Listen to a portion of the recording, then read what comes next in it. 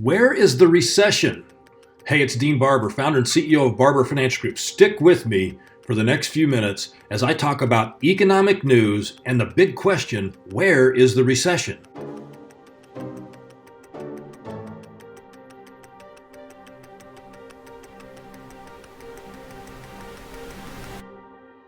All right, let's start out with economic news. And I'm just going to cover a few articles and some headlines that came out since early November. As we're doing this video, it is the 4th of December, so we're a few days into December. But check this out. On November 6th, an article comes out that says U.S. productivity drops by the most since the fourth quarter of 2015. And then, November 11th, weak 2019's earnings growth paves the way for a strong 2020 earnings picture. November 11th again, Wall Street may be growing too complacent on stocks as bets against volatility hit a record. November 12th, the fear of missing out on the rally replaces the recession worry in the most widely watched investor poll. The same day, November 12th, more than half of the world's richest investors see a big drop in 2020. That from a survey from UBS.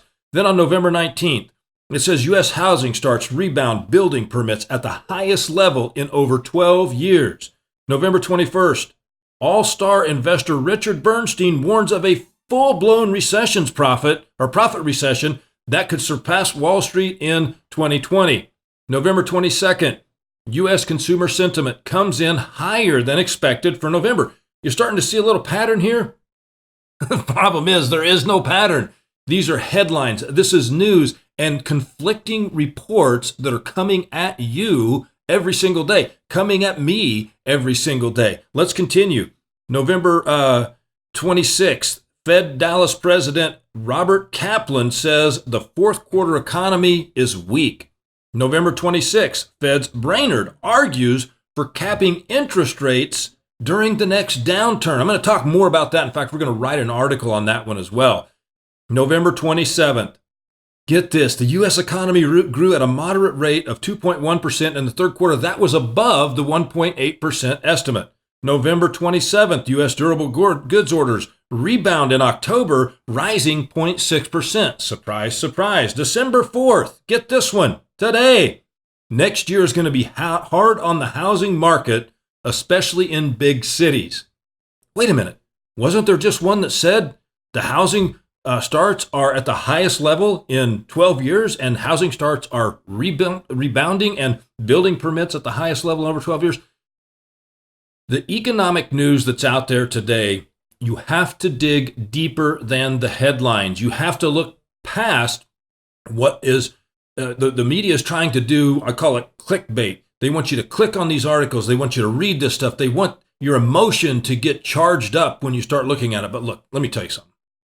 There's a lot of things that you can do in your life to get your emotions charged up. You can watch a great movie. You can spend time with kids and grandkids. This is noise. Yes, the markets had a fabulous month in the month of November. And then all of a sudden, Trump tweets something or says something that the markets don't like about trade with China. And all of a sudden, we have 3 days in a row where the markets lose not all of the gains that they had in November, but pretty close to it. Check this out. If I look here at the last 1 month in the markets, and I'm gonna go back to November 4th, but check it out. From November 4th all the way up through the end of November here, we were up almost 3% on just about every single index that you can look at. But then all of a sudden in December, first 3 days, here we go, back down. The markets are always going to be volatile. What's happening today, and we've been talking about this for the last few months, is that fundamentals are not driving the markets right now. News is driving the market, but there are some good fundamentals in place. And it appears that if we can get a trade deal done with China, that should alleviate some of the concerns running into 2020. I want to talk to you briefly about China, and I want you to be on the lookout for an article that we have out there right now. It's called Stock Market News versus Fundamentals, and we really dive into detail about what's happening there and take you back into some historical times and talk about the news versus the fundamentals and how did the markets react. All right, let's go to the next chart. I've noticed that many of our viewers are not subscribing to our channel. If you'll notice, about 76% of you aren't subscribing, so there's a button where you can actually subscribe, and every time we create a new video, you'll get a notification that the video's out there. Make it much more simple for you. So go ahead and click that button. I'll wait.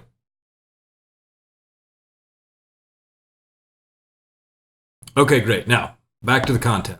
Let me read something to you on what's going on over in China. So this article came out from a company called ITR Economics. They're fabulous as far as looking at economic predictions. The reason I wanted to bring this to you is because nobody's really talking about how this trade war, or I'll call them trade negotiations, are impacting China. There's pain in the industrial sector of China's economy. The industrial production in China slowed to 5.6% over the last 12 months. That is the lowest rate of growth in China in over 22 years. Automobile production in China slowed and came in 13.9% below where it was this time last year. Profits in China are also showing the strain. They are 12% below where they were this time last year, and automobile production profits are 22.1% below this same time last year. The Chinese know this. This needs to be all over the headlines. This is why Trump's doing what he's doing. And I will tell you that my belief is we're going to get a trade deal done with China because the pain that's going on in the Chinese economy is far greater than anything that we're seeing here. Now, with that, let's hope that we get phase one done here in December. If we don't get phase one done in December, I think we're going to have a lot of volatility in the markets again in December. Sad to say, but I think that the longer term outlook here, I see over the next 6 to 12 months, is optimistic. Also be on the lookout for an article that we're going to be writing on the markets during election years. With that, I want to wish every single one of you a fabulous holiday season. I hope that you have a great time with your families. And remember, when it comes to your money, we've got to make sure that the way that your money is invested fits within your overall plan. We're here to talk to you, we're here to help you, and we're here to answer any questions that you have. Thanks for joining. All of our YouTube viewers, thank you so much for viewing. I hope you really enjoyed this video. If you like it, share it with your friends. Go ahead and like it on the page and make sure to subscribe.